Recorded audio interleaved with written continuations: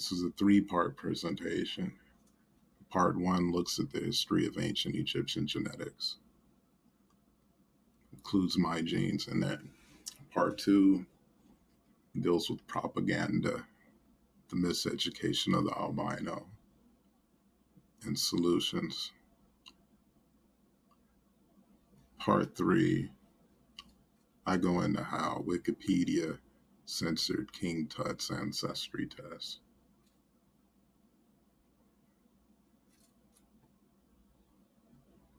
And I talk about why I edited Wikipedia. Also, I want to ask you if I won't say that. I'll say just as homework, fact check one thing I'm telling you, because this is content heavy, and I notice people don't like to fact check stuff, and their discernment skills vary. So fact check one thing, I'd say.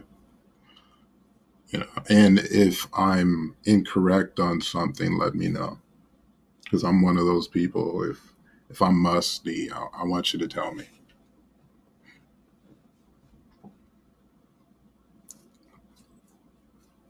I fact checked it, so for the most part, you'll verify what I'm telling you, I would think. And if you have questions, I have 700 subscribers. I can, if that, so I can answer questions. Now, if it's 2020 something, don't ask no questions. By then, the answers will be there. Also, with my language, I'm all over the place, but for the most part, I'll use certain terms that are different, but that's because I'm trying to be radically objective. And the reason for that is there's people that don't recognize or appreciate just being straightforward in a realm where people who are constantly trying to be slick and spin stuff.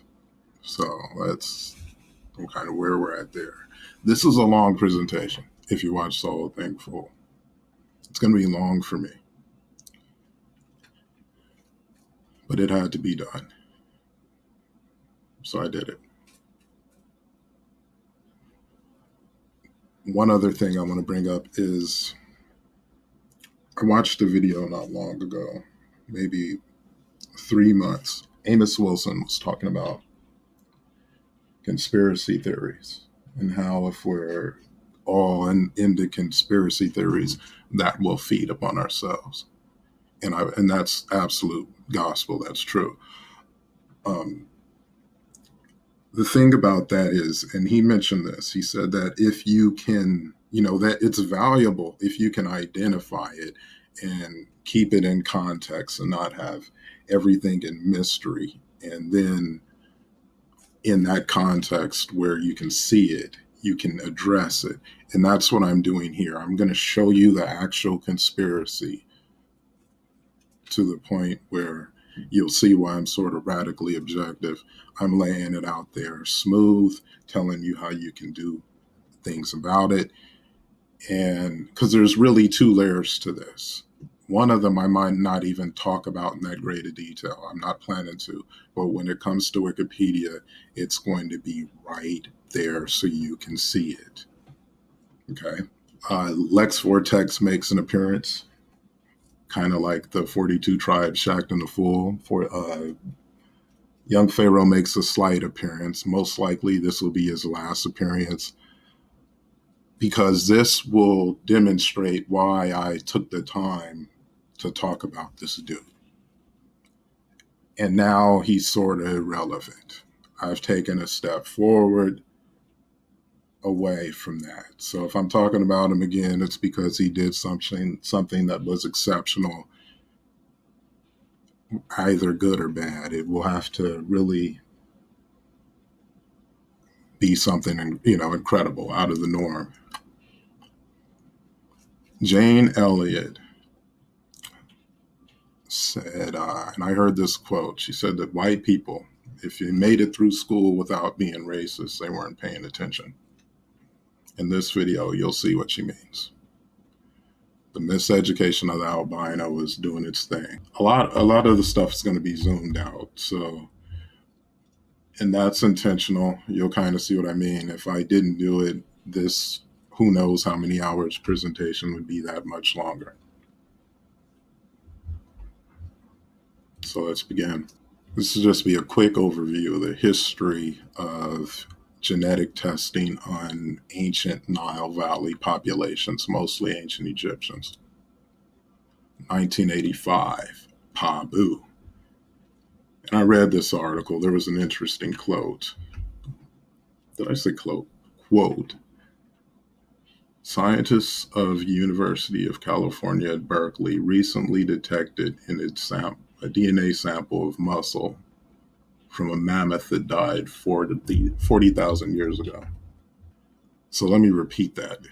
Scientists of University of California, Berkeley recently detected DNA in a sample of muscle from a mammoth that died 40,000 years ago. And they also talk about how they sampled genetic material from an ancient Egyptian mummy. And this is 1985, published in the New York Times. The New York Times is going to make another appearance in this presentation, part 3. And then we have like 1993, and this wasn't released. Really, a lot of this wasn't released. It said identified multiple lines of descent, some of which originated in sub-Saharan Africa. I messaged, because both Pablo and DiRienzo are still alive. I messaged both of them. Pablo got back to me, and he basically, because I was asking about this test, like, this wasn't released, and he got back to me. He's like, we got this new test that just came out. And I'm like, well, I can see the new test that came out, but I'm reading that identified multiple lines of descent, some of which originated in some sub-Saharan Africa. I mean, what lines are you talking about? And no response after that.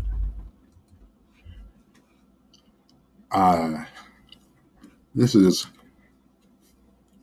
sorry, I got a dog. Every now and then hair will just end up in my mouth. Yeah. This is Jehudimus. That's closer to the actual name. Called Thutmose the First. He was tested, looks like 2005. This was released. So they got DNA from that mummy. And released in the sense that the media talked about it. They said, Tokyo Egyptology team tested Thutmose the First. That's it. 2005 Dakhla Oasis. There's been commentary from this. I think this is the one where they released statements saying that ancient Egyptians or modern Egyptians are genetically similar or the same as ancient Egyptians. They didn't release the actual data to show this. So it was just a statement. And 2007, it's like analysis on Hatshepsut. This was also not released. Now, this is interesting right here. This is a report just from some random Mummy Tombs website. I wouldn't give much, I guess, credence or attention to this, but it's interesting what they say in context. They reported that they had DNA sample, DNA from King Tut, and he was most likely the father of 2 fetuses. I'm just saying. Now, keep that in mind, because in 2010, King Tut is sampled, and there's an actual study that occurs in 2010. Now, maybe this was done in 2008 and it took them this long to release it, because that sample basically said the same thing and it said a lot more. This was the first ancestry test done on ancient Egyptians. You got Tuya, Yuya, KV35EL is likely, Queen T, Amenhotep, Nefertiti, younger lady, and Tut. And this, just want to point out here, this links, if we go back a couple slides, this links to this, JAMA.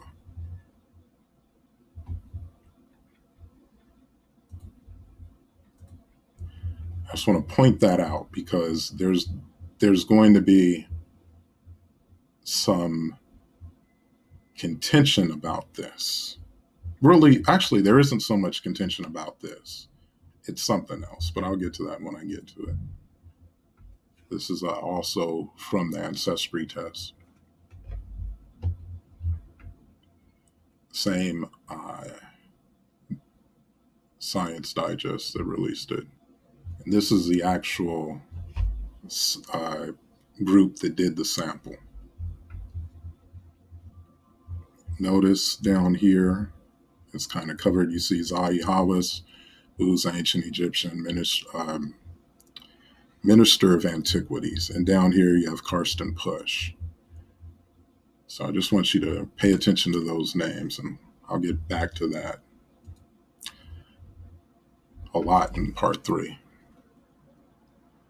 This is the actual raw data. I go into this a lot.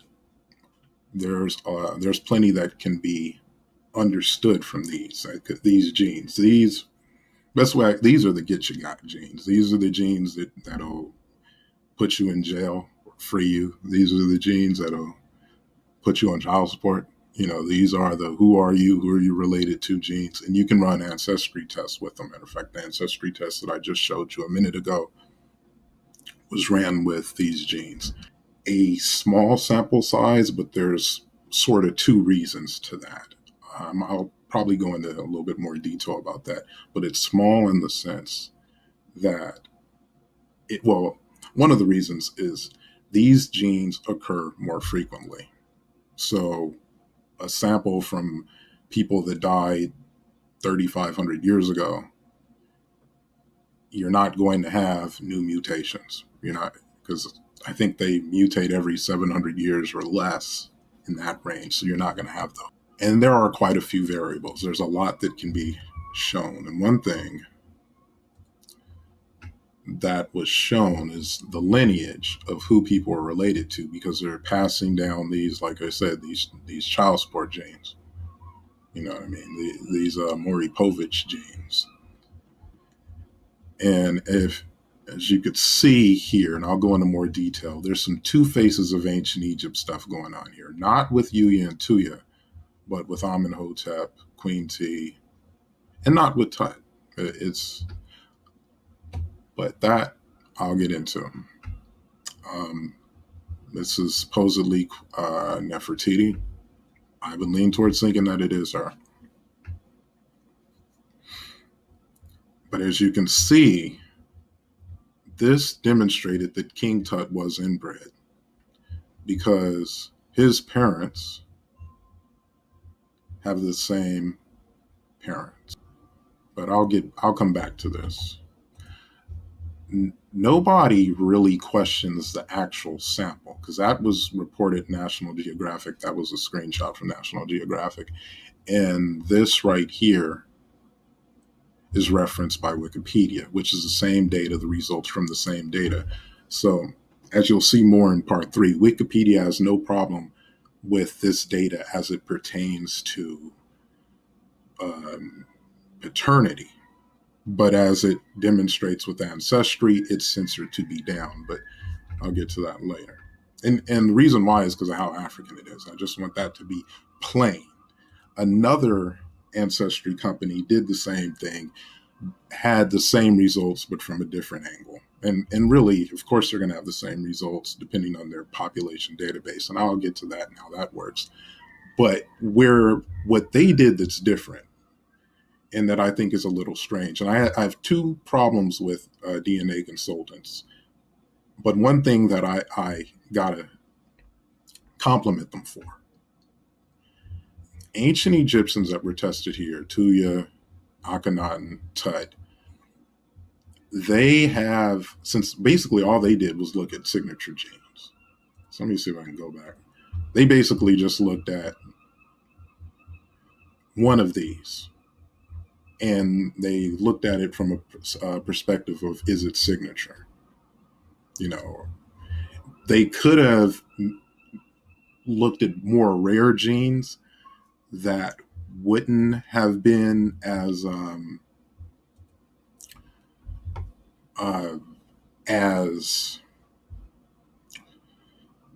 good of an example as the other genes. They picked genes that were a pretty good example of what they mostly have, because as you'll see, most of their genes are more frequent or sometimes exclusive to greater Africans in this region. You know, this is where you're getting the harder matches, but not all of them. And I'll talk about the exceptions and how they could have used an exception, and they could have used an exception going both ways, because they could have used a gene that was exclusively African for all of them. They could have used one that was exclusively, well, I won't say there's any that are exclusively European, but there's some that are more, much more common in Europeans. But they used a gene in their analysis, or their presentation. It's not much of analysis, that is sort of at the midpoint of where their genes are, where they're more frequent in Africa, but they're located in other places. And they did that for all three of them, and they used a different gene. With King Tut, and I'll talk about this later, you can tell exactly what gene it is, because they sort of give it away. And that's one of the issues I have with them, is they should just tell you what gene it is.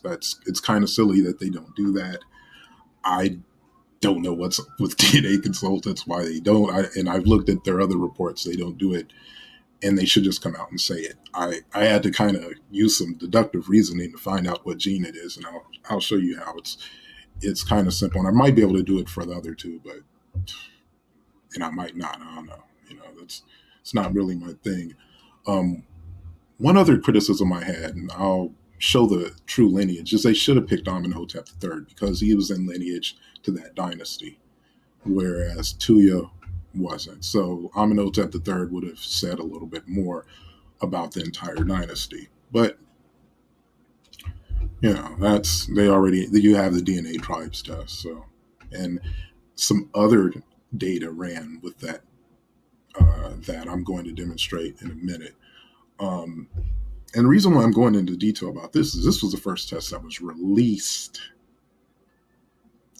Yeah, so that's big right there. It was released in the sense that there was the raw data, and ancestry companies ran it. They analyzed it, they presented it.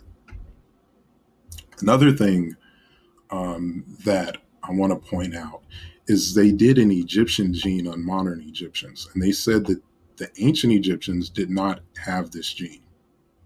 Now, again, they're just pointing out one gene, because truth be told, there's so many of them. Many are shared by modern Egyptians, many are shared by people, you know, all over this map. You can see this map includes, you know, like this one's a little different. They got the different red in a different spot, but it's still hitting. This one's hitting hard all over modern Egypt. You know what I mean? But they just picked one that wasn't in the ancients that they tested. But one thing that's interesting is it is located with Mayans. Now,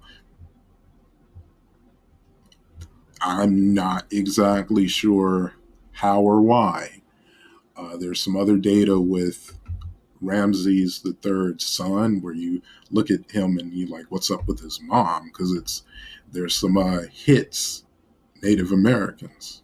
You know what I mean? So it could just be that Mayans and ancient Egyptians, they were going back and forth and all that to American, African, just, you know, because there's also some relation with Spanish to Aztecs, from what I hear. I don't know much detail about that. Or it could be that these are just old genes, left Africa, and they did the Bering Strait thing, which I don't totally believe in, but I acknowledge that there's something to the Bering Strait, or at least an Asian migration into North America. I don't think that's it.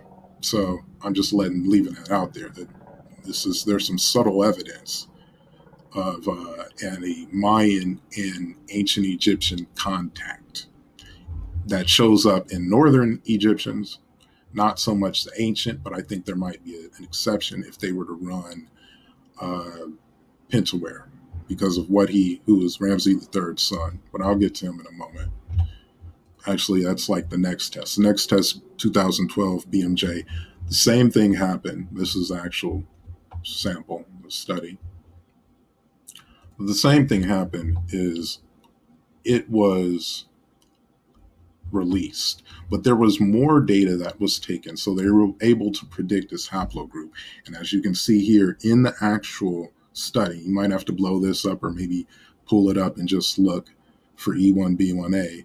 They say in the actual study that E1B1A was predicted. So this is actual study. This is actual test. They're saying this. And this is where it's located. So it's heavy in Greater Africa, not so much modern Egypt. And this, to an extent, was suppressed. Matter of fact, it was. Not to an extent, it was on Wikipedia. And I would say the media was kind of weak on it too. There's one thing I do want to say, though, is Bioko mentioned that a different predictor predicts that he has EV22, which is located here. Okay. Actually, this is 500 years ago. So this is today. This is 500 years ago. So it's a little more frequent 500 years ago than it was today in modern Egypt. What's interesting is how infrequent it is right in this area compared to right here. So I'm not sure. I don't not like one thing about haplogroups is I don't put too much in on how they apply to race unless they're heavily isolated, or how they apply in terms of where they originated. Because I look at frequencies and I look at the parents and all that, and who knows where that E1B1A could have originated in Crete, it could have originated in Angola, it could have originated anywhere to me. It could have been originated over here, and because we don't know, like this is an estimated age, it could be much younger than 20,000.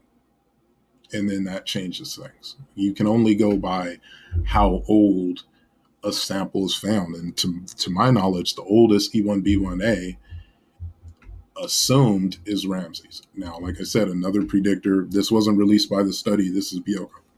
Now, on the flip, I want to say Bioko also released supposed leak data that also had E1B1A. So, if you take him at that, then you also might want to consider taking him at that unreleased data. And like I said, the simple reason why I don't put too much stock in terms of race is most of them are multiracial. Like you take this, you're going to have people located here and here and here and here and here, and here, that they're basically going to look like their mama and their daddy, not their ancient lineage. And an example of that is myself. I have a heavily Western European haplogroup. I'm not passing as Western European. I'm not passing as mixed, dude. I'm passing as like mostly African whatever, African Caribbean, African American, African, straight up out the continent. An example like Vin Diesel has E1B1A. Okay. If Vin Diesel knocks up a ginger and they have a son, that son is going to pass as, albino, classified as white, every day, any day, every day. So, and it'll have a haplogroup that's heavily African. So I don't put as much into it. This is Pentaware. You can see they kind of whitewashing the Egyptians in this. Well, actually, blow that up. No kind of to it. But this is supposed to be Penaware. They were both sampled. Ramses and Penaware was determined that he is the father. So again, paternity is working, ancestry ends up being suppressed. So yeah, because actually he gets DNA Tribes ran his data too. And remember what I said about the Mayans. It's just kind of, you might want to look this up yourself so you can see it better with Pentaware. But he has like a high tribes rating for Mestizo. This is actually two different ratings. You see the bars, but there's also this. And I'll talk about that more, how they're different. But with Ramses, we have two different ancestry tests with DNA Tribes. It looks like one, but these are actually two. And I can compare mine to these, and they do reveal something. This is a test that was also released 2013. So now we're starting to get some release tests. I'm not sure how to pronounce this name, like Chirat. So we do have a rat in there. And this, one problem I have is this is Nefertiti's mummy. I'm pretty sure this is Nefertiti's mummy. And they're using her as a prop when this is one individual. There are two individuals, looks like, one from 806 BC, one from 124 AD, late dynastic and Ptolemaic. And they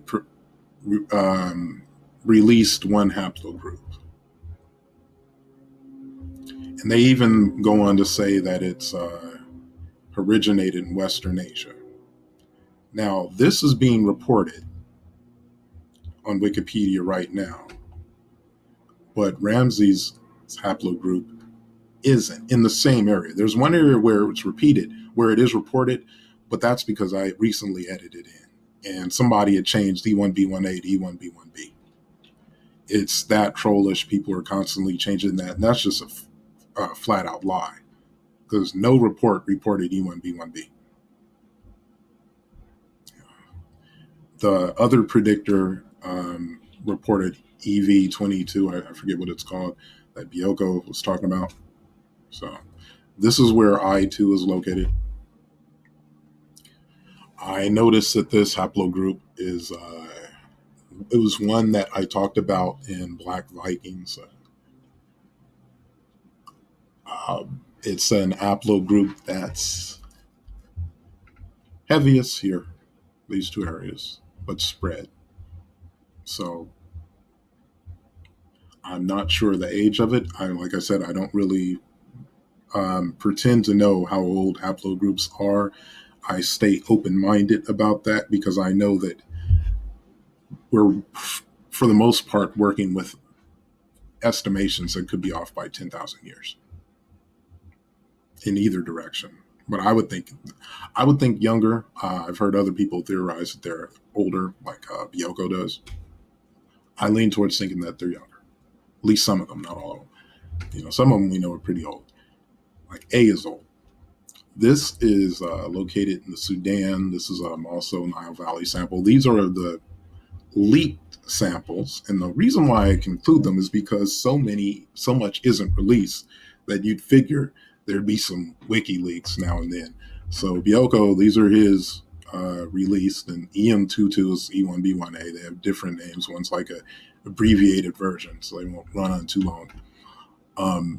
So like I'm showing, it had EM2, but not EV22. So take that out, you may.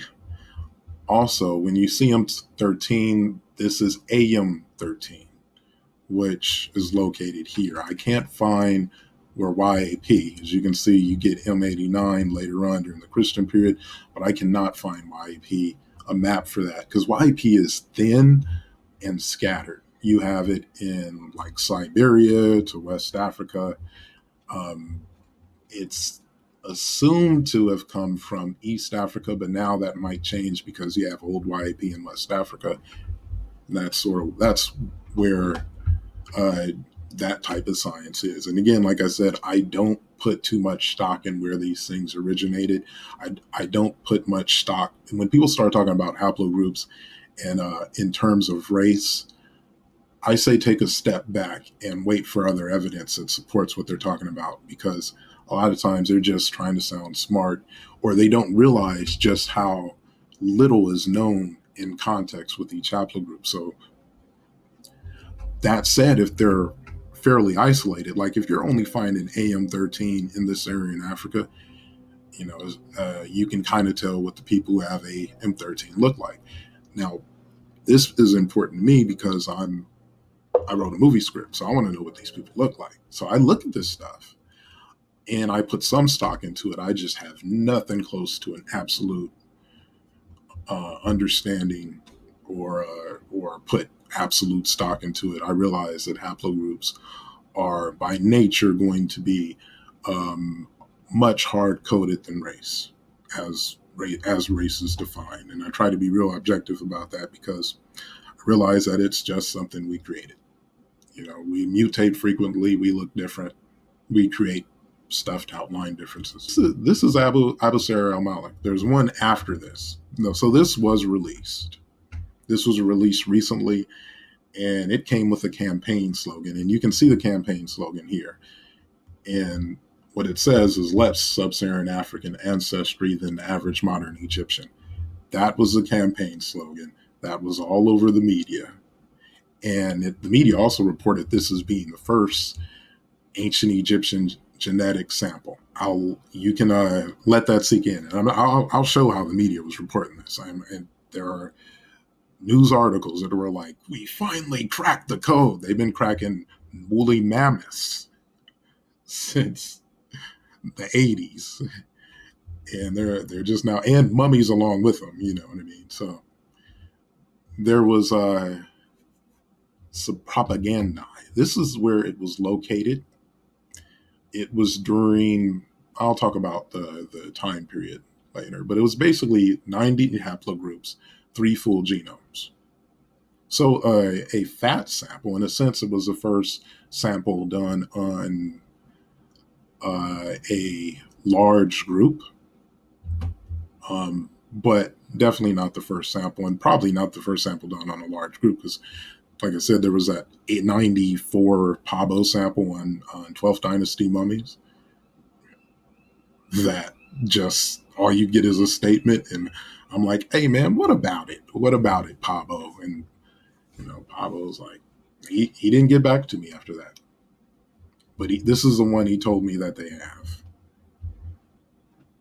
And I was honest. I was like, I'm doing something on ancient Egyptian genetics, and I want to look at all the tests. And and I'm seeing this one, and I'm like, don't you got some copies left? He's like, no, we misplaced them. That's the kind of vibe I got from him, that we just misplaced that.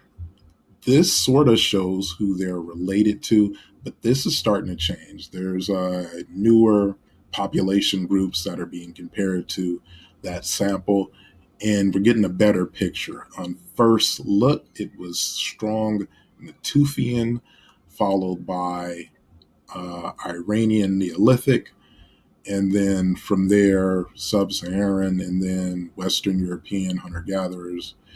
And this is an S&P sample. This is different than the STRs.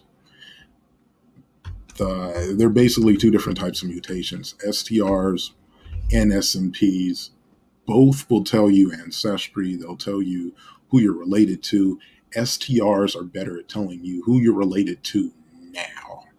S&Ps are better at telling you who you're mixed with and sort of what you came from in terms of lineage. I like them both. I would actually recommend STRs more for African Americans.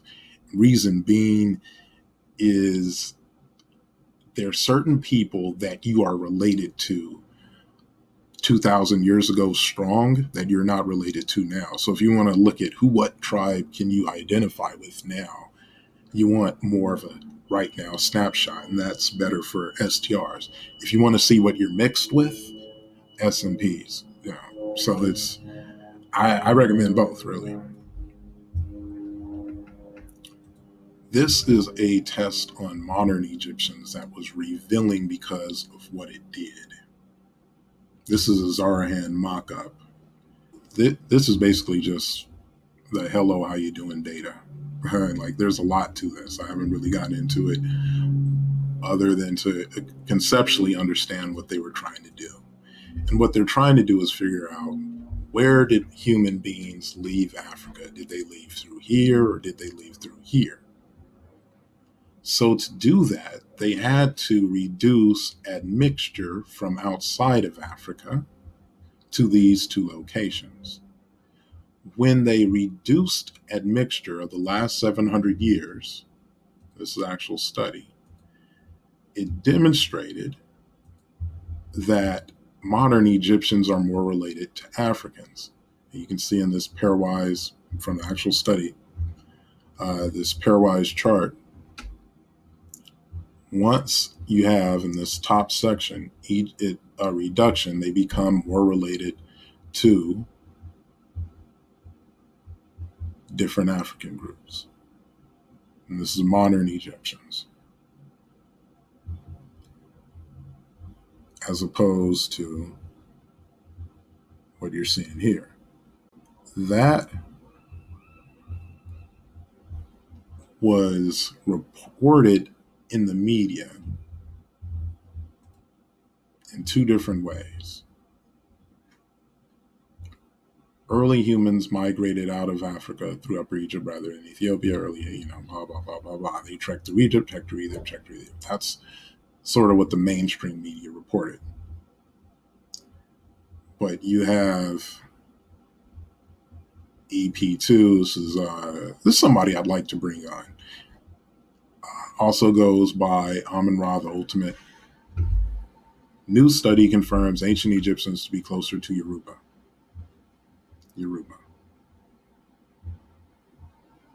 And people chatted back and forth.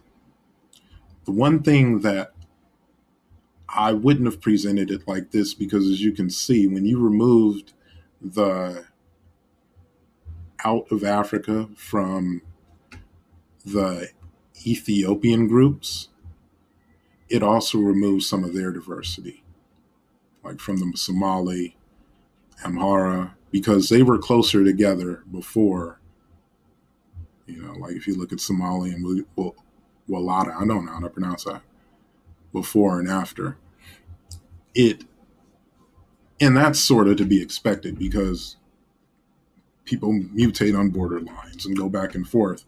So it's difficult to see what actual diversity belongs to.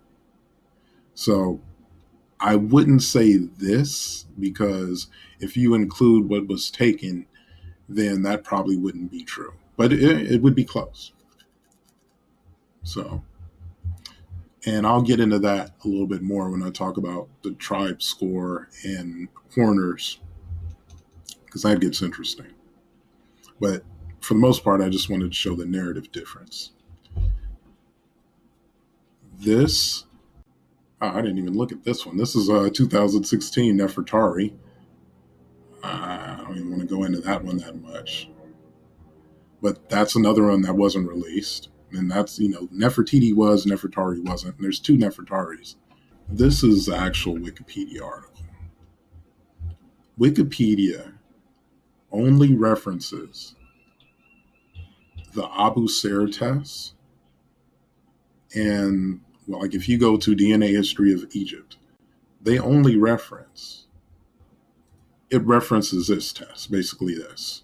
That's all Wikipedia references out of all the tests I've showed. When you go to that article,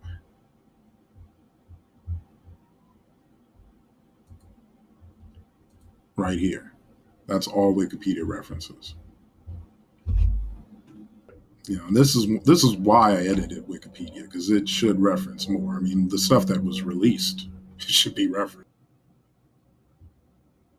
This is me. I got to use myself as a control group. Okay. As you can see, these are how my percentages break down on 23andMe.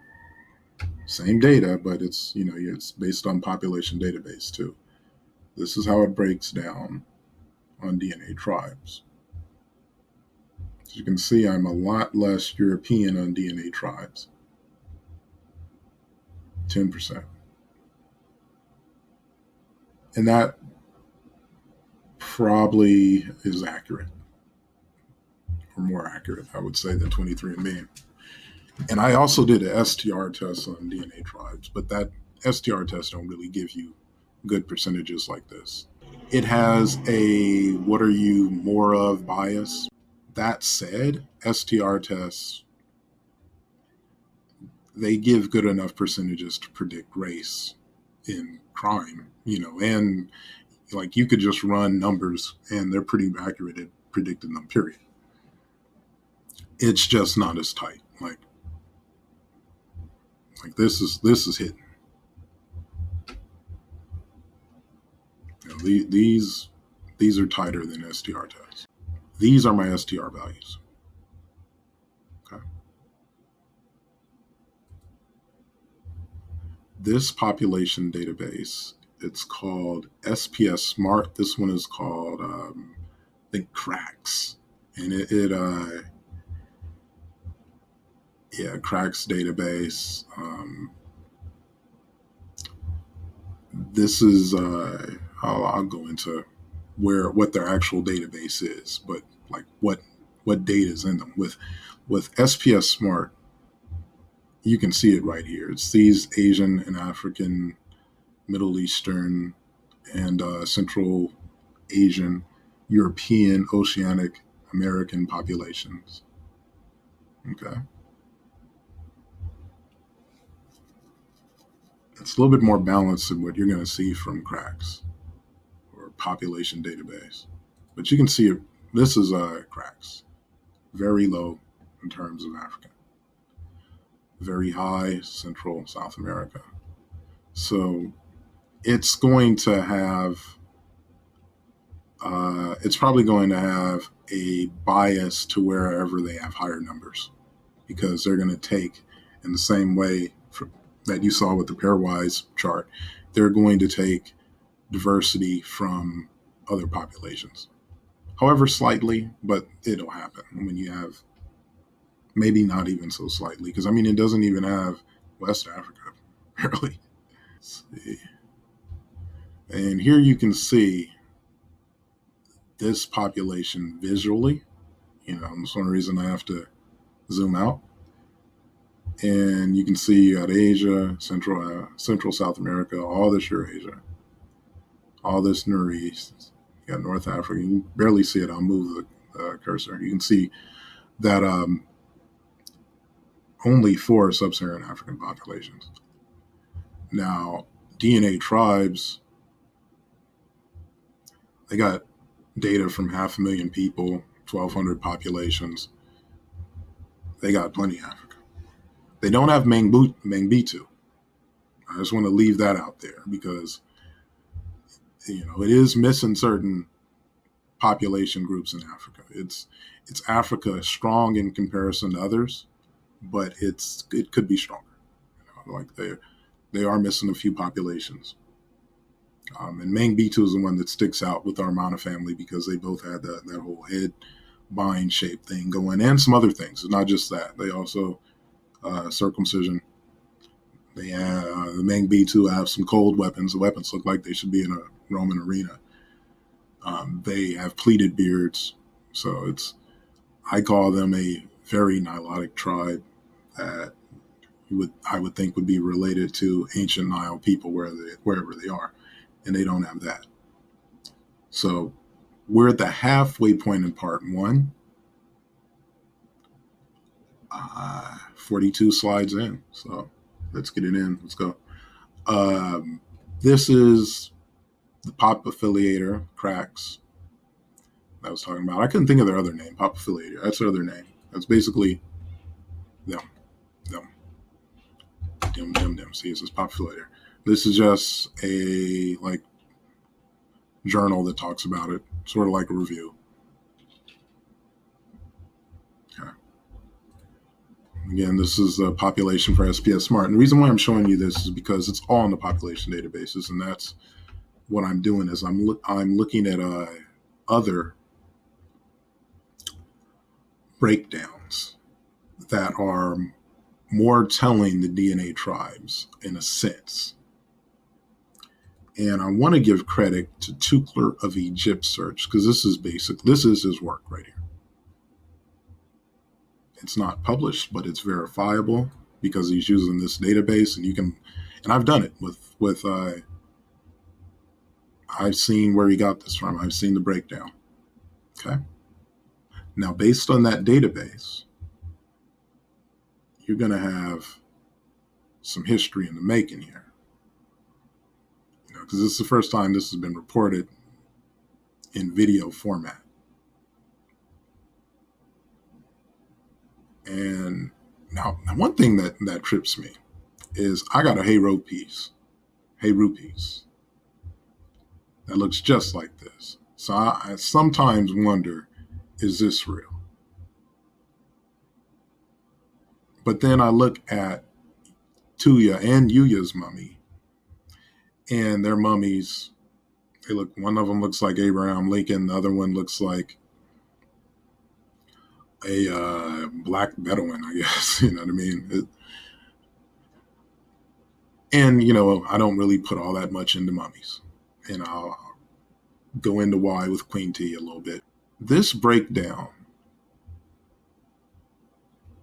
demonstrated that a lot of their genes were exclusive to Mbuti, as you can see. And you can see that breaking down right here.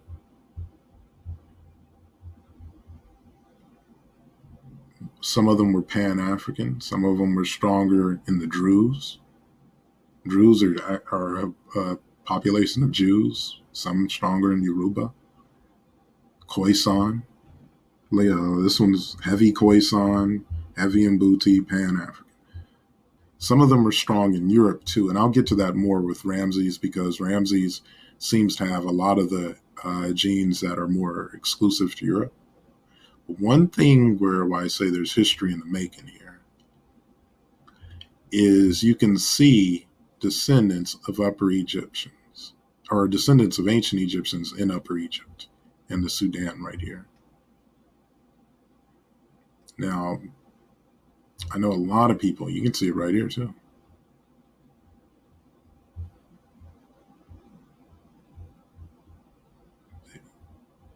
A lot of people, they kind of, you know, they don't know, they think upper north. Upper is in southern Egypt because the world has no north and south, perspectively. You know, you can have true north and all that, but your perspective can be anything. And since Upper Egypt, which is in the south, is higher land, perspectively, that was upper high. That was, you know, a perspective north. You know, like an upside down map, as we would contextualize it. But you can see that's how you can tell. You know, and it's not a lot of them. You're seeing out of all the people that are tested, those are related to the Armana family. And it shows that it's Pygmy. Mbuti, Biaka, the ancient dwarves, the Batwa.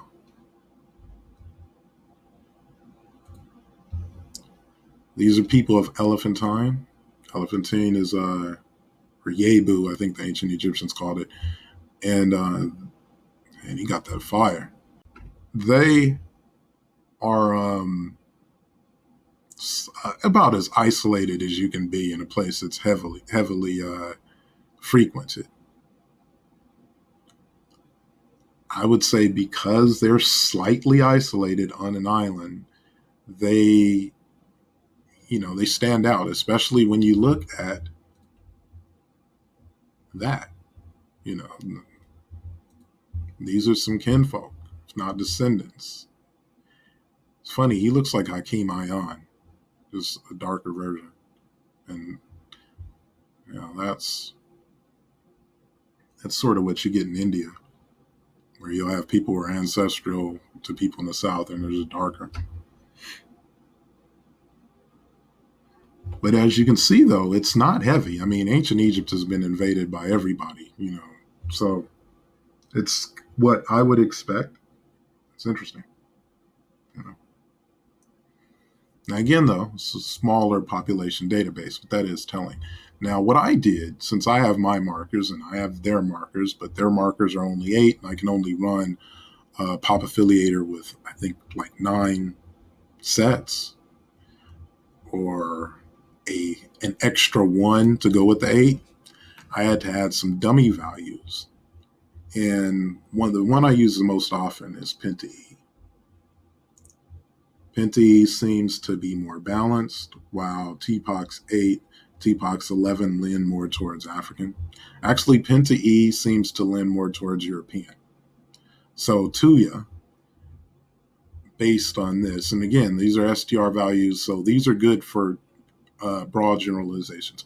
Very good for generalizations in the sense that, like, someone like Keanu Reeves were to take one of these, you'd see it, and it would give you HAPA results. When you add North Africa to it, because it has such a lousy sub-Saharan African database, everybody, including myself, becomes North African. You know what I mean? From what I've seen like, if you have any type of diversity, if you're like 10% anything but sub-Saharan African, you become North African. And when you're not, I've seen an instant where it breaks it when you do 5 populations. So I throw in 5 populations, but I just want to keep that context. Okay. When you add North Africa, there's some funny business. I become North African. You know what I mean? And in a sense, who's to say I'm not? Because where is North? I'm strongest, and I'll show this a little bit later, but I'm strongest in Guinea. Guinea is somewhat north. So I'm kind of whatever with that, but I just want to give that perspective. Okay. And this is me with dummy values. As you can see, when I have double Penta E, and these are like the same values. Now I have single locations. I have single genes at times, so to have enough, I have to double up some of them.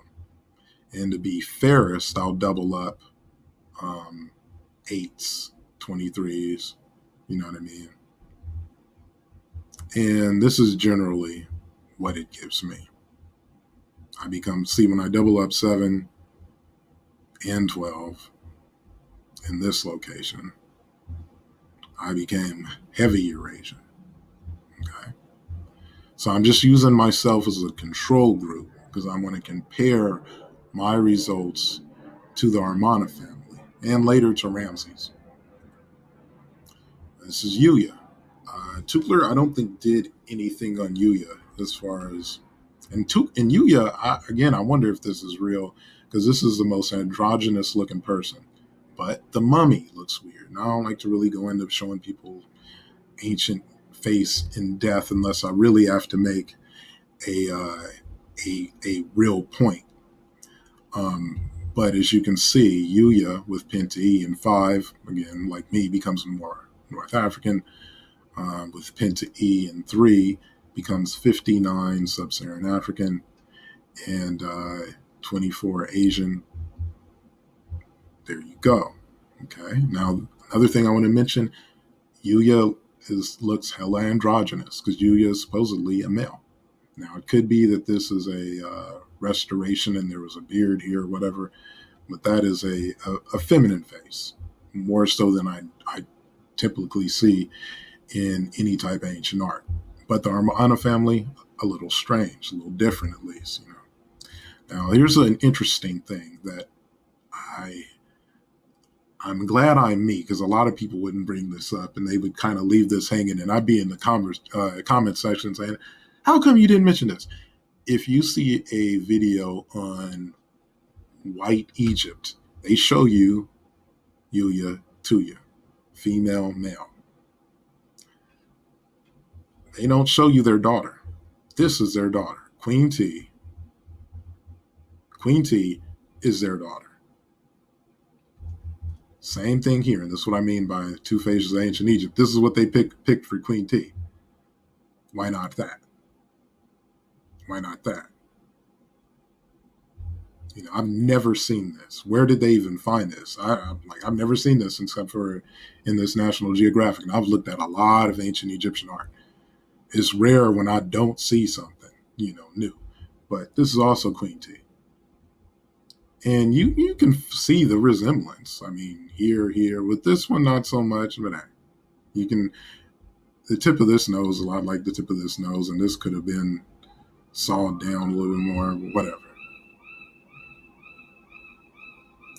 Well, the point being is Queen T has all of their data. Like, she is them. She is, like I said, she is them. So I'm not going to run anything on Queen T because that's just going to give me a combination of them two. And Tukler didn't run it for the same reason. So you're not going to see much on Queen T. So this is Queen T's brother. And this is what was in the lineage. This is another proof that the writing is deciphered because people knew who her parents were before the ancestry tests and the paternity tests. So, and they knew where her brother was. Let me turn this back off. That's her husband, Amenhotep III. That's why I said that DNA consultants should have did Amenhotep III. And you're also, when you look at the other images of Amenhotep III, you're seeing two faces of ancient Egypt again. Because Amenhotep III, just looking at this image, but he goes through to the patriarch and the matriarch. So he goes back. He's a lineage to Amos. And he married in, and they pretty much got the estimations right, but it was breaking down over here. They thought this was Tut's mother, but this was kind of speculative. But it's looking more like Nefertiti. And this is Amos. I had the old school Jerry curl back in the day. And this is because back during his time, Lower Egypt, which is like the north, and a lot of Middle Egypt was jacked, man. It was taken over by a bunch of people, man. The native Egyptians, like the ones that was there through most of the land, they were stocked up in Thebes and until the 18th dynasty. That's when they rode on them. And let's see, like when people say we gonna ride on them fools and all, that's what they talking about. This is what they used to do back in the day. They would ride on them. They get some carts, like donkey carts, some lions, some fans because it gets hot, and just. And this right here, see, he's got this on because that's what the priests do. That's that magic. Plus, if it's hard enough, it might serve as armor. So they got the spellcaster, they got the warriors, the charioteers, and they rode on the Hyksos. So Amenhotep's part of that lineage. He's that dude. That's what I mean about two faces of ancient Egypt. If I go back a couple slides, that's him, right? That's him. Now, this is broken down, and he was pretty hard African. You know what I'm saying? He had a marker that was mostly Khoisan, then you got Biaka, then you got some Kenyan Bantu, then you got some strong in the Sudan, Somali, some indescript, maybe some more Mediterranean / European markers that I get to. FG20, I got this one. It's not, a lot of people got this. It's well traveled. And then there's one that's only in Biaka, Sand, and Mbuti. So just the old tribes. You know, let me go back. All right. And I've heard people call this one. They've talked about the ancient doors from way back. So that's what's bearing out. Based on those databases, we have ancient doors. I've heard even Sarasut and Seti, Clyde Winters, Tupler, Saramotep. They talked about how these Anu, the cities of the Anu people, they were doors. And now we're seeing it. All that Biaka and Mbuti, that's what it is. Otabanga. And there's some exclusive or heavy concentrate coming out the Khoisan markers too. And this is a hell of a piece of satire right here, because they looking at her ass, the dog's looking at their ass, and they're getting satirical. This is Sarah Barton.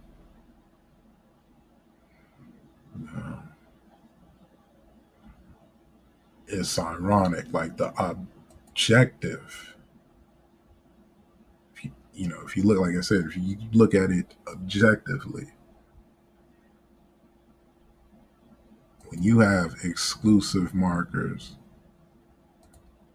ancient Egyptians were objectively more than just a mixture of these two people, but definitely a mixture of these two people.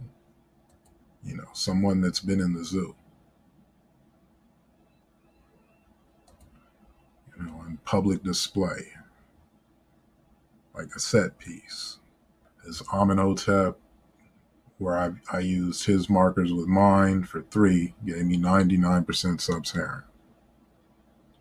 Then I tried to do it with 5 and it broke it. It wouldn't give me a return. You could try it if you want. It just broke it. This is his markers with that Penta E7 as that dummy. And this is his markers again, population 3, Penta E7. Now, Amenhotep and T produce these babies. Nefertiti, Akhenaten, Nefertiti, Akhenaten. Okay?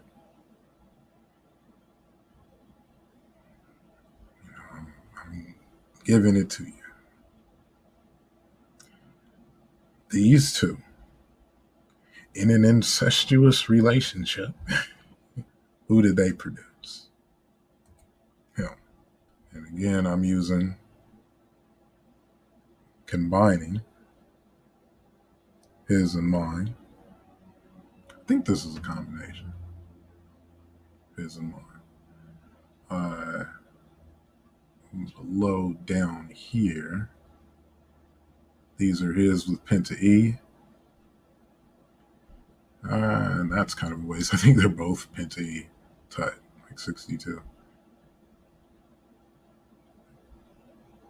Oh, yeah, that's because that's 5. Okay.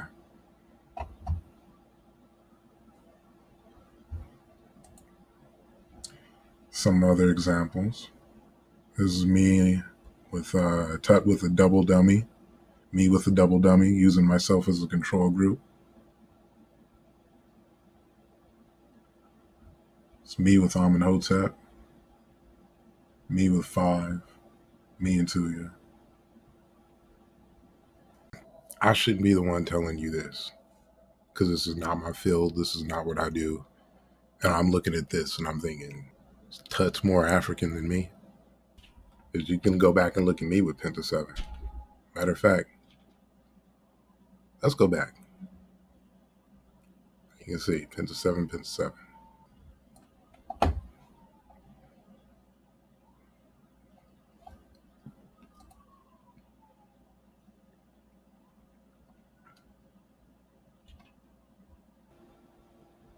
That's what you're getting with Tut, based on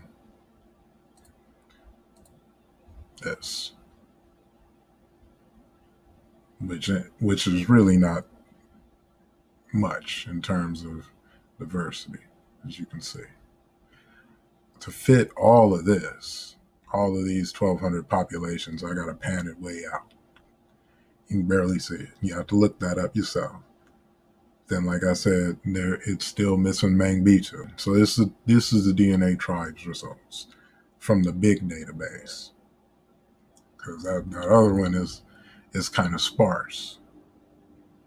So we got the big database, and these are MLI scores. Now, MLI scores, it'd take me a minute to break that down, because it's an algorithm of some really top level math. I won't say top level, but it's something that for me to learn it, I'd have to learn it. You know what I mean? Conceptually, it's not that complex. It's kind of like a bet. But I just want to point out this breakdown is based on what it is. It's based on those markers that are verifiable in ways, with this database or with SPS Smart. Matter of fact, let me go back a little bit. This is the one Tukler did on me. I see you got 42 tribes, and mine was strongest. It's funny, like East Asia, I'm kind of high frequency in there, but the most matches are Africa, and the strongest is Kenyan Bantu. After that, Biaka, Upper Egypt, Mozambique, or Mozabites. I'm not sure if that's Mozambique or Mozabites. I think it's Mozambique, because offhand. Then Sudan, Somalia, Yoruba. Yoruba is low for STRs, but it's high for S&Ps, and that basically says I've drifted from an old Yoruba ancestor. I've drifted away from Yoruba as far as like recent years. So I don't have recent Yoruba, but I got strong ancient Yoruba. That's why it's this far down. So let me get back on schedule. Now this is how I can tell what gene DNA Consultants is talking about. DNA Consultants is talking about D18S51 equals 19. The reason why I can tell is because it says Tut had a double dose of it. Okay, so got 23 double, right? And we also got 19 double.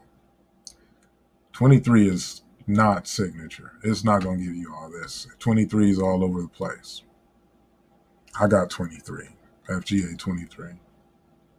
So the double they talking about is one that, as they say, it's Central African in ancient origin, but unlike the other markers, has a sparse distribution outside Africa with a frequency of 4% outside of Africa. That, because they, somewhere on here, they say a double dose. Oh, yeah, right here, double dose. Okay, so I'm showing you this, that it's all verifiable. Like if an ancestry company didn't say that these results were hella sub-Saharan African, you could sue them for malpractice, because it's verifiable. You just look at the population databases and they'll tell you that. They say they're showing the same thing. Now, and here you can see that double 19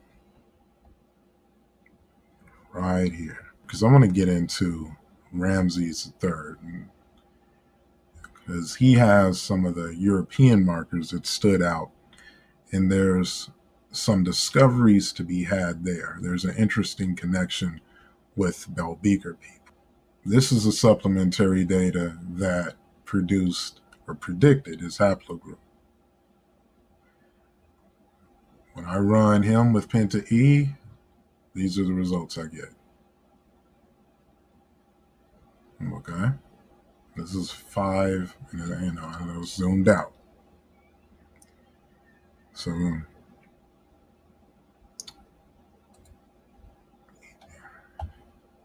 now I don't really want to read too much into this, but Ramsey's, even though when it comes to exclusive markers, not even so much exclusive, just frequency, he's more common in Africa than Europe, but Europe is well represented. As you can see, full matches here, everything but 2i frequency. Doing well in Europe. And looked at some of the areas, and this is I thought I put this somewhere where it's larger, but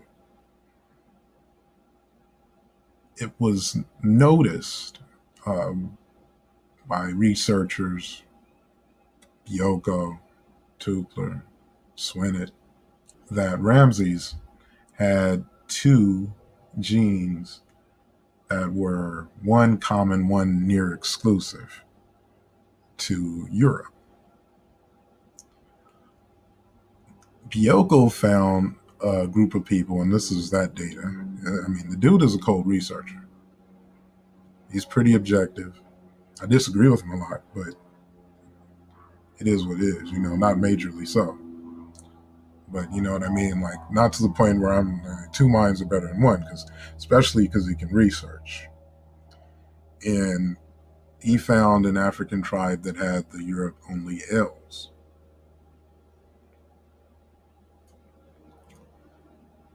The ones, Europe only and more common. And that was a I think it's Karamojong. There's actually a video on them on YouTube. Like cattle folk. Yeah, I did. So yeah, no matter what, it's going to be hard to see this unless I give it its own page. But I want to show you the connection with Neolithic Europe, the Bell Beaker culture in Africa, because there's other distinctions. And this is one of them right here. It said ancient Egypt borrowed a Scottish design for pyramid. They go a little bit too far, but if you read this, you can, again, it goes back to this connection.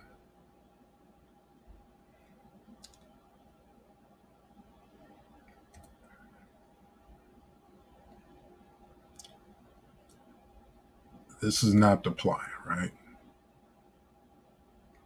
Not the playa right here. This is monolithic structures or megalithic structures.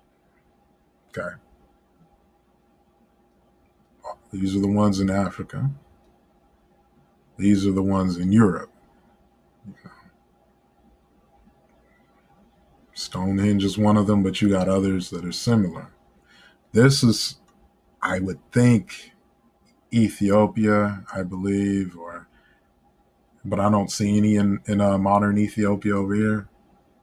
So I don't know, because I was Ashra Kwesi was in Ethiopia, and he was next to one of them.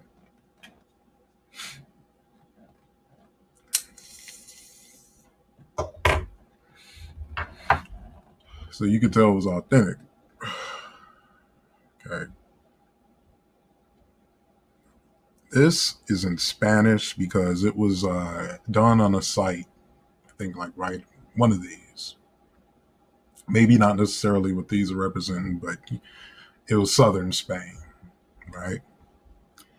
And what it produced was, hold on, let me see, maybe I'm a little out of order. Yeah, I'll go back. It produced a study that talked about, and this is a follow-up on it, how many African lineages from the skeletons were found. And, like I said, haplogroups overlap. And, when they say African lineages, they're talking about some of the L's because they're more exclusive to Africa, but they're not the only ones. You know what I mean? There were just a lot of them. I'm going to show examples of how much in a minute, but I won't go too deep. But I want to show that also. Let me catch. Look at this. Just look at these three pictures. One of them is Europe. Both are Africa. Matter of fact, one of these sites, it's like Orkney Island. They call it Island of Rousay. Is that where Rhonda Rousey got her name?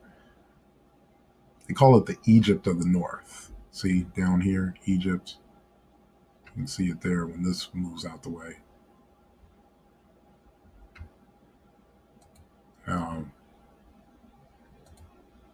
Go back. Had a good showing. This is just copy from a review. I think Tukler did this, where he was talking about how found that with Uya, the Orkneys now present the strongest Europe repository next to Galicia. So I think it's Orkney and Galicia. This in Spain. This, I don't know where this is. I found it and I looked it up, and it's on the cover of a book. I don't know where it was. I couldn't find out where that picture comes from. This is Chad. And David McRitchie, Gerald Massey, they talk about the brown-skinned Druids, Stonehenge, the African connection. And really all it is just Neolithic Africans. And, they're in Europe long enough, they become Europeans. And you had enough variation in phenotype to where I propose that you don't need this Game of Thrones Ice Age winter to explain the diversity among people. I think we put too much into that. Like, modern albinos classified as Europeans, or modern albinos or albinos classified as white, had to go up into the mountains and freeze in this great ice age for their features to change. I propose that their features are more common. They existed in Africa. I would even say that this hair texture may be new. Recent evolution. Last 20,000 years, maybe. Maybe longer. A little extra curl, that's all it is. Albinism, that's all it is. Over mystify things.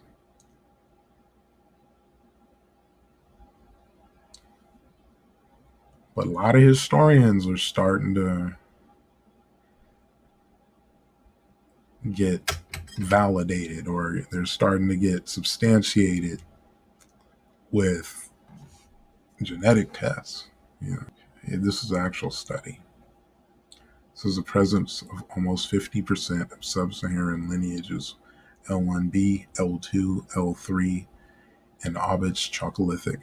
Chalcolithic is basically it's a period of Egypt. It's like between Neolithic and I guess like Bronze Age maybe.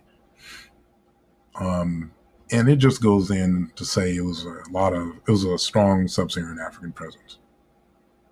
This is actual text. It's in Spanish. There's no English version, but you got Google Translate.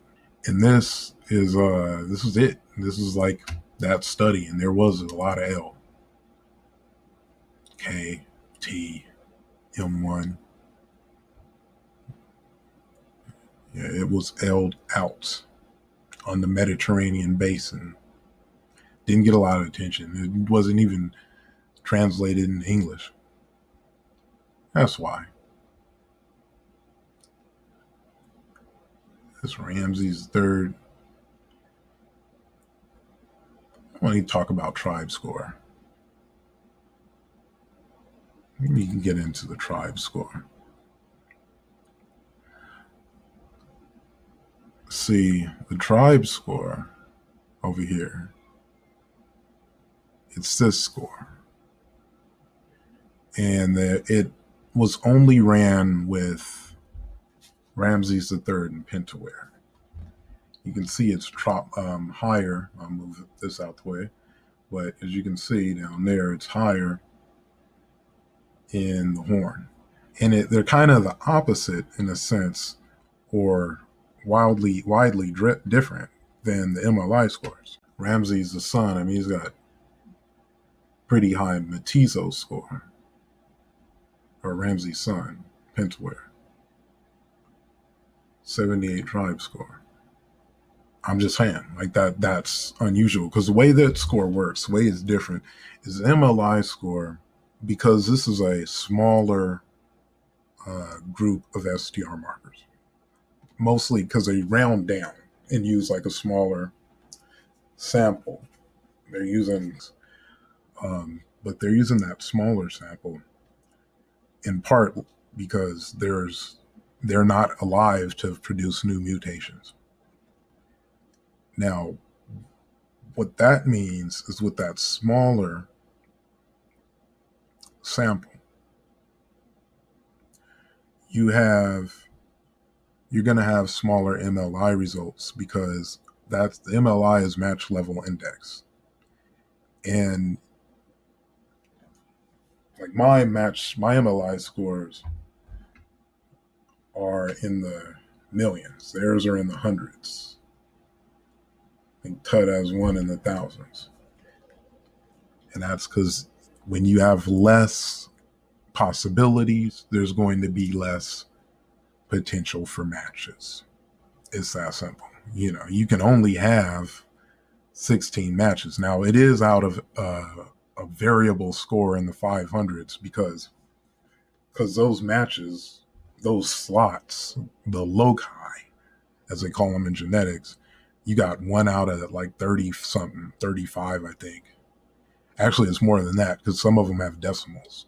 So you got like 1 out of 40 or 50 within the 16 slots. So the variable number is up there. It's like 16 times 50. You know what I mean? But you have less potential matches when you have a smaller score. So these are smaller. But the opposite is true with the tribe score, which looks at your mismatches within a group of people. And since the Horn is so diverse, you're going to have less mismatches. So the Horn is hitting hard, 93%, like harder than it would with me because I had a much deeper, and I'll show you mine. I had a much deeper, group. You know, I've got recent mutations and they don't have to round down and use base forensics. So with more possibilities for matches, I'm hitting hard with these scores, but lower with these because these deal with mismatches. You know what I'm saying? It's that simple. So my heavy matches and this score, really, it's both math. It's both prediction, genetics, math. I'll get into that in part 3, how their score works a little bit more how I'll talk about how it was patent and I'll show some of the math behind it. I want to take a look. This is the Abu Sir sample that just came out. I'm not going to go through all of it because it's just released. So some of the stuff I'm not really familiar with. I know that what this is saying right here is that they're going by haplogroups and they're considering this ratio to be sub-Saharan African. But to me, that's kind of basic. They're going by this ratio, or they might just be going by the L's. And that's where they get that slogan, or modern Egyptians are more sub-Saharan African than ancient Egyptians. That's just a slogan. I just showed you 3 tests. You know what I mean? Really, I just showed you a whole bunch of them, but those weren't released. The ones that I didn't go into detail about, I just went into detail about what's been released. So you can see very close to Fayum.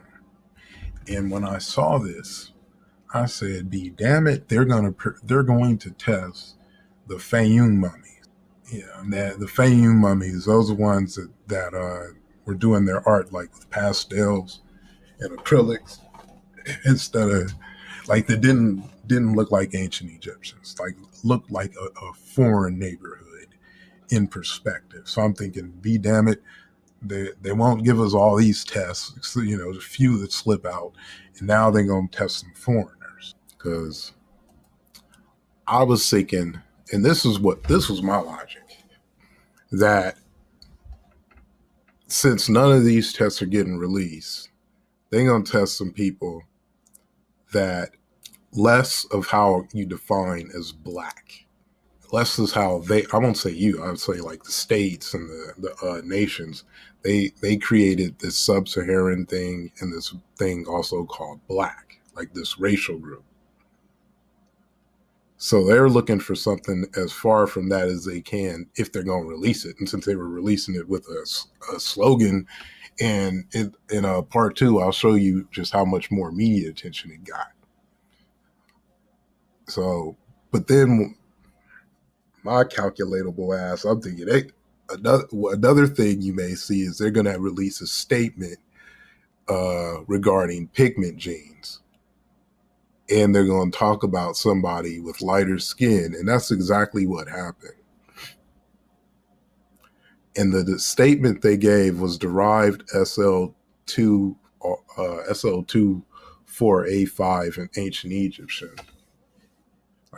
In ancient Egyptian. They just labeled it as like a de facto language, not like in the ancient, just in ancient Egyptian. The individual had a derived allele at the SLC24A5 locus, which contributes to lighter skin pigmentation and was shown to be at a high frequency in Neolithic Anatolia 41. I think this is from the study. I'm not sure. Let me double check that, because I was thinking it was from the study, but that might be from this one blogger. But the blogger had to get it for something because he was referring to the study. So I'm pretty sure it does have a statement on pigment, because I was saying somebody told you shows based on the study. And basically what they were saying is they had pigment genes like the blue in this map, which contributes to lighter skin. You can be jet black with it if your other pigment genes are on some melanin, but if not, then it's a lighter other pigment genes. Like if you have that and a whole bunch of other stuff, you may end up a ginger. But if that's all you have, so as you can see, people all over the world in tropic regions, they got both. That was kind of a signal. Like this had a lot of buzz stuff in it. I could break this down more, but it's getting broken down more, with people who are better at working the software and add mixture maps, like doing these things. But I might jump into it. These are HASDA. They're starting to show up stronger in these results. But for the most part lately, it's been Iranian.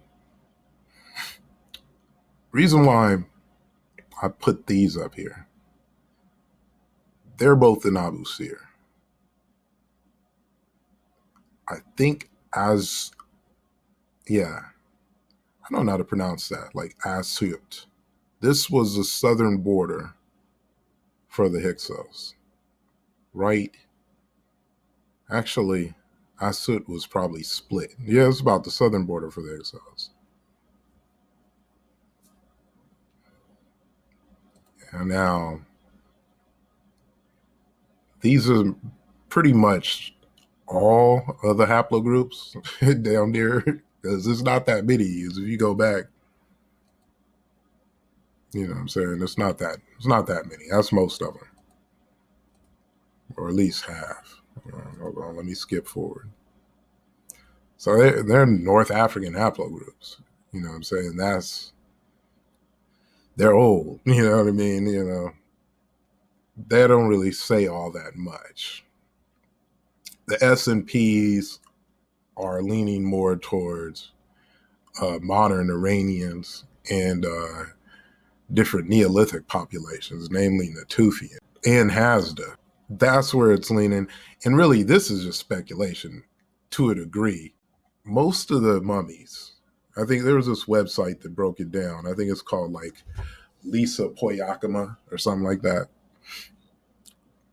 And they broke it down. They said, you know, out of the 91 mummies for the haplogroups, only 4 were dated before 1070 BC. So this is way past the time in which this area was occupied, because it was basically Asut to Aswan was the 17th dynasty. And there's a book that talks about that, and there's others that talk sort of around it. But when they refer to the 17th dynasty, that was a dynasty that only had a chip. You know what I'm saying? They had about from here to here. They didn't even have the bottom half of modern Egypt, like I won't say bottom half, like the bottom 10%. I looked at that grave, that location, because this is one, two in and of themselves is whatever, but when you kind of combine them all, it's not the same population as the royals, the Armana family, and the 19th dynasty, which is ironic because those are ones that the Armana family, the 18th dynasty, is the one, you know, that took out the Hyksos, the people that invaded. So I looked into that location, and all of these books talk about the foreign presence in Abu Sir, which does lend to that theory that they're looking for something different to if they go release it, because they released it like this is the first thing, you know, damn them 20,000-year-old woolly mammoth DNA, and you're just now getting mummies that are preserved in tombs. Come on, but you know, that's what they say. So when I hear that, I'm doing a little more side research. This book by Farid Ataya talks about that, you know, the 1663 Asiatic people that invaded. Now, how they know they're Asiatic? In this book, William Finders Petrie, he talks about how the Hyksos held that same location, Abu Sir, above Asut. And then Ian Shaw's Ancient Egypt, I think there's a direct quote. He said, cemeteries that date from the war between Amos. He was referring to Abu Sir, between Amos, Kamos, and the Hyksos. So they're referring to foreign invader cemeteries in the location that was sampled during the time the people were buried. You know, like they didn't sample it from before this time. You know what I mean? Like all of the mummies were from, I think, 1400 BC to like 40 AD or something like that. There were some that were more recent. There's some interesting information here in the Journal of Egyptology. It says only a very restricted number of tombs at Tel El, I think it's pronounced Yahudiah. They got some Hebrew Israelite names. And that's another thing. None of these mummies had names that were sampled. Like, because you got somebody named, Gad, Dag, and Yayak, that's going to be different than somebody named Abra, Kimi, and Hotep. You know what I mean? Like, you can tell about people by their names. But anyhow, in the Journal of Egyptology, it says that there were Hyksos graves in El Melek, Abu Sir El Melek. It even says, like, I think somewhere on this page, if you're blowing it up, you might be able to see it. Most of the Hyksos names are pure Semitic. Some are Hurrian. Shit, where was I? It's late. That's all right though. I got that fever, man. Because when I get hot, man, every slide is a mic drop. It's just a matter of, will 42 tribes get hot? Because a lot of times I'm just going through the motions. You know, I'm just doing a little research. But yeah, that's what they said about the names here. See, this one, it mentions that certain Hyksos names were Egyptian, but they were Semitic by ancestry. So this one kind of contradicts, and it goes more. If I could find the quote, it's right here. I put it right in front of my face. All right, it says, on one hand, the interpretation of literature and archaeological sources. This is from the test. It's from the Abu Sir sample. It's often complicated by selective representation and preservation, and the fact that markers of foreign identity, such as, for example, Greek or Latin names and ethnics, quickly became status symbols and were adopted by natives and foreigners alike. This is to me, this is like a Freudian excuse. Like, we're not going to give you the names because of this. And they cite some examples, and the examples weren't really about shit. And I looked at them, but I didn't want to go that much off. But that's something I might revisit, because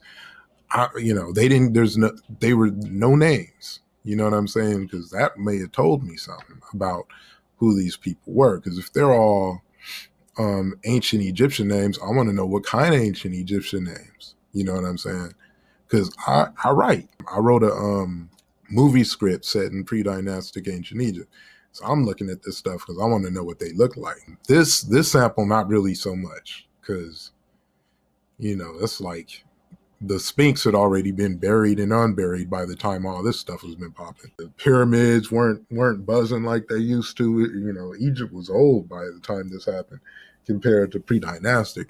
Pre-dynastic is like 3,500 BC at the earliest. It could be, 4,000 to 5,000.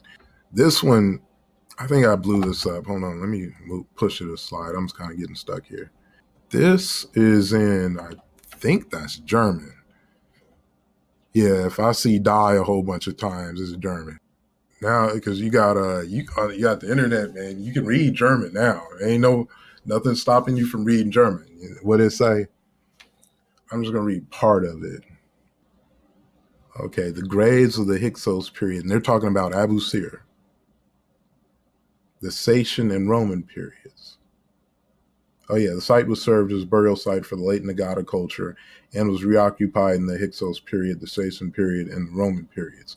The graves of the Hyksos period were dated by scarabs with royal names and contained elongated skeletons that were determined to be Semitic anthropologically. From the 25th, blah, blah, blah, blah, blah. You see what I'm saying? I would not put it past them to go look up the most foreign plot they could find and just sell it as ancient Egyptians, because that's what they did. But all the other tests, the one in the 12th dynasty, I asked Pablo, I'm like, Pablo, man, what's up with that test? It says this in Wikipedia, like something actually was measured, and he's acting, he playing stupid. I'm just going to tell you like it is, because he shouldn't be doing that. He should say straight up, like, here's the test. Why isn't it on Wikipedia? He should be trying to put it out there, because that's the oldest sample. That's the 12th dynasty. We talking about the maybe, I guess, 17th dynasty is this period, 17th to to after Egypt fell, because they were doing it, they're in the Roman period, and they got the 12th in the same area, because it's the same. that there's a 12th dynasty plot. There's 12 dynasty burials in Abu Sir al-Malik. You know what I'm saying? So they're walking right past 12th dynasty Egyptians that they could test, and they're testing some other people. That you can't say it's too old, because in '85 you were testing woolly mammoths and ancient Egyptians. This is because look, now this is Saren. I think his name is pronounced Sarenput. There's 3 images of him. Now look at this quote from Jimenez Serrero. He wanted to test him and his family. He said, DNA analysis of the 14 members could reveal a great deal of additional information, Jimenez Serrano said, but to date, the Egyptian Antiquities Ministry has declined to authorize such a study. They're saying, no, you can't test him. No, you just, why? Is it the Zosa collar? Is it the melanin? Is it the end of part 1? Actually, I'm just going to be quiet, but there might be some feedback and some echo. I hope not. Let me see. Because part 2 starts off with a video and I go into the propaganda. So hold on a minute. Yeah, let's mute this. Okay.